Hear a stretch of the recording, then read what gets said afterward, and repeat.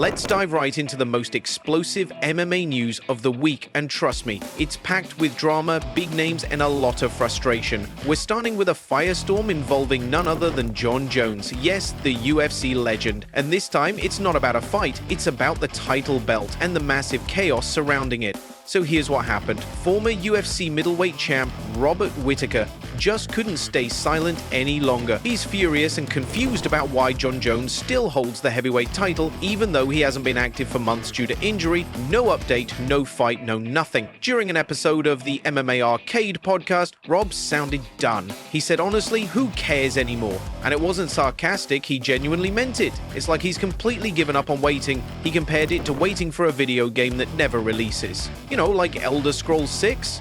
That's how annoyed he is, and honestly, who can blame him? Jon Jones hasn't fought in forever, and the UFC just keeps stalling with no solid updates. The division is stuck. Fans are fed up, fighters are confused, and everyone's just asking what the heck is going on. Whittaker even said, "You're taking the piss now, bro."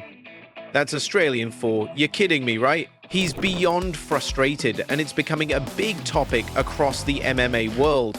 And he's not alone. Even Ariel Helwani, probably the most respected MMA journalist out there, is calling for action.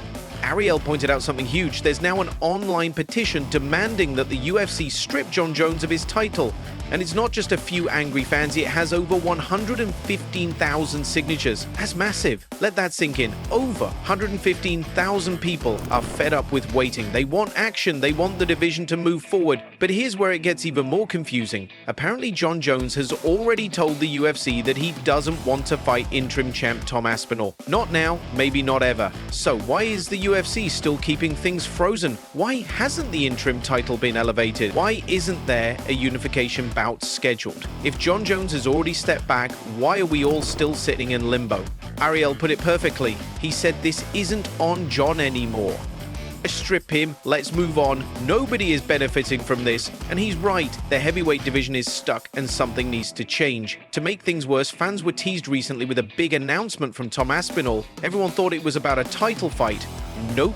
It was just a clothing line partnership. Nothing to do with the belt. So here we are. The belt is collecting dust. Jon Jones hasn't defended it, and yet he's just 2 months away from breaking the record as the longest reigning UFC heavyweight champ. Now that sounds impressive until you remember he hasn't even defended the title once. He won it, got injured, and vanished. No fights, no defenses. And he might still break the record. Fans are not okay with this. The belt feels meaningless now. The whole division is frozen. Fighters like Tom Aspinall are ready to go, but the UFC just won't make a move. And Ariel wasn't done. He said, this whole thing is just messy, and it is. Jon made a fair point too. If he told the UFC 2 months ago that he's out, why didn't they do something? Why didn't they give Tom a real title shot? This isn't just about one fighter anymore, it's about the entire UFC heavyweight division being stuck in a black hole of silence, no answers, no clarity. And you better believe that fans are not staying quiet. That petition is growing, that frustration is building, the fighters are restless, the fans are mad, and the UFC, they're silent. And now let's jump into something equally intense. Garry is coming in hot with big talk and even bigger ambition. He's calling out the one and only Khamzat Chimaev. Yes, the monster, the undefeated storm that has been running through everyone. But he's not scared. In fact, he wants that smoke bad. In a recent interview, Garry made it crystal clear he believes he can beat anyone. And yes, that includes Chimaev. "I'm not afraid of anyone," he said, completely serious. "If there's a way to win, I'll find it." That's the kind of energy that fans love. No fear, no hesitation, just raw confidence. Now let's be real. Chimaev is a terrifying opponent.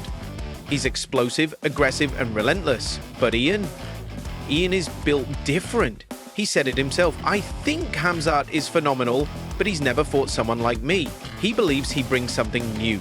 Precision striking, slick movement, and a brain that's always 2 steps ahead. And the best part? He's not chasing this fight just for clout. He wants legacy. He wants to be a superstar, not just a great fighter. Ian said the UFC has lots of skilled fighters, but not many true superstars, people who can break outside the MMA bubble and become global names. And guess what? Ian wants to be that guy. He said a fight with Chimaev wouldn't just be about winning, it would make headlines across the world. That's the kind of fight that could change everything for him and for the sport.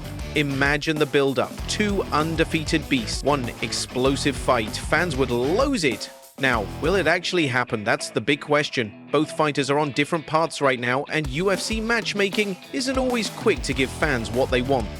But Ian Garry has made it loud and clear he's not afraid, and if the chance comes, he's going to take it.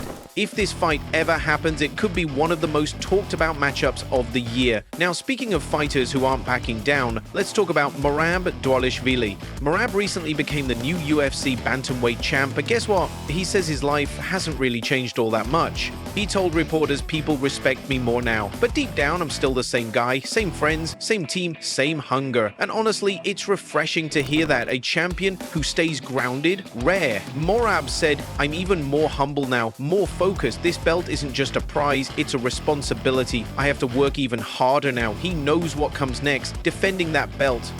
And he's not taking anything for granted. His next opponent is someone he already beat before, Ally, but he refuses to underestimate him. People say, "Oh, you've got this one easy." But this is MMA. One little mistake and everything can change, Merab said. And he's absolutely right.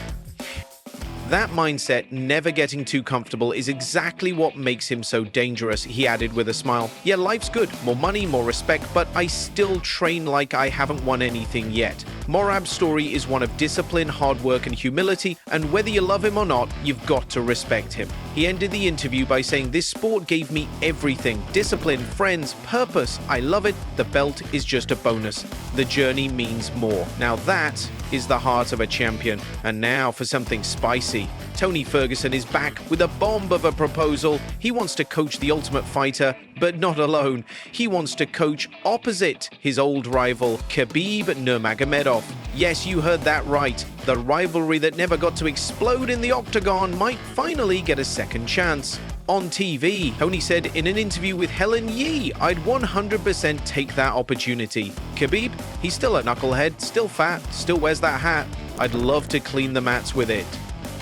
Only Tony Ferguson could say something that wild and somehow make it sound hilarious and serious at the same time. And guess what? He's not joking. He believes it would be the perfect way to finally settle their unfinished business. He added, "You're talking about two totally different styles. I was coached by Brock Lesnar. That season was insane. Imagine me and Khabib going head-to-head coaching young fighters. That would be huge." Tony's right. Fans have been craving this rivalry for years. The fight was cancelled so many times, it became a running joke. But a season of The Ultimate Fighter?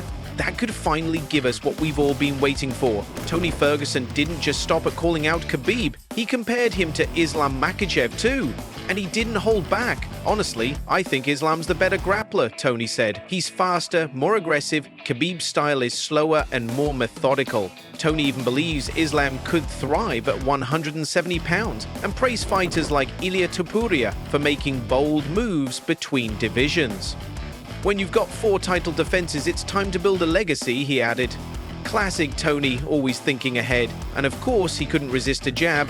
He's gonna run just like his cousin. Now, shifting gears, Robert Whittaker dropped a harsh reality check about Merab Dvalishvili. He said, "Merab's toe injury might be more serious than people realize." "I saw the toe. It looks broken," Rob said. "Not just swollen, bad. And that injury could be a real problem come fight night." He described it like this: "You'd have to jam it between someone's head and a cinder block to get it looking like that. That's how bad it looked to him." Now, it might sound like just a toe injury, but in elite MMA, that little toe is a big deal. Rob explained it best. "People don't realize it, but your little toe does a lot. It helps with balance, movement, control. And when you're going up against someone like Sean Ali, a precise, quick, technical killer, you need every edge you can get." Rob said it himself, fighting with a busted toe, it's probably not the smartest thing. But does Merab care? Nope. He's that guy. Whittaker said he'll probably fight anyway. And that's exactly what fans love about Merab. He's a warrior, he doesn't back down. Even if his toe is hanging by a thread, Rob still gave a bit of hope, saying maybe it's just bruised, who knows. But no matter what, everyone will be watching Merab's foot when he steps into the cage. Now let's talk about the biggest drama, Jon Jones and the heavyweight title mess. Fans are signing petitions, fighters are demanding clarity, and the UFC, silent. Jon Jones already told the UFC 2 months ago he's not fighting Tom Aspinall anytime soon. So why is nothing happening? Ariel Helwani's frustrated too. It's not on Jon anymore, he said. He told them, so what are they waiting for? Meanwhile, Jon is close to becoming the longest reigning heavyweight champ, but only because he hasn't fought. No defenses, no updates, just time passing. Tom Aspinall, holding the interim belt, is stuck waiting. The whole division is frozen. Over 115,000 fans have signed a petition to strip Jon of the title. This isn't just noise, it's a demand. Even Jon asked, if I said I'm out, why didn't they give Tom a fight? At this point, it's about more than Jon. It's about the fighters, the fans, and keeping the sport alive. The UFC needs to act fast, because if they don't, this silence could turn into chaos.